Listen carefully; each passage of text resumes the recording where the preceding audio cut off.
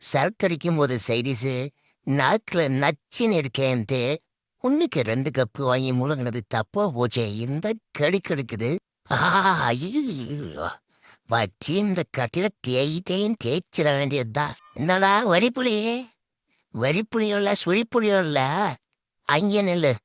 வாய் இந்த கப்பு அடிக்குது. உன் வாயை மட்டும் பக்கம் கொண்டு வராது. பக்கம் கொண்டு வந்து வாயிலேயே போட்டுருவேன். அடிக்கிற பனியில எங்க பல்ல இழிச்சிட்டு பட்டுன்னு போயிடுவோமோ. ஐ ஐ நானே பனிக்கு பயந்துட்டு போர்வை இழுத்து போத்திட்டு இருக்கேன். குறுக்க கைய வச்சு இழுத்து இழுத்து பார்க்கறான். ஏய், எனக்கு அவ்வளவுதான் மரியாதை.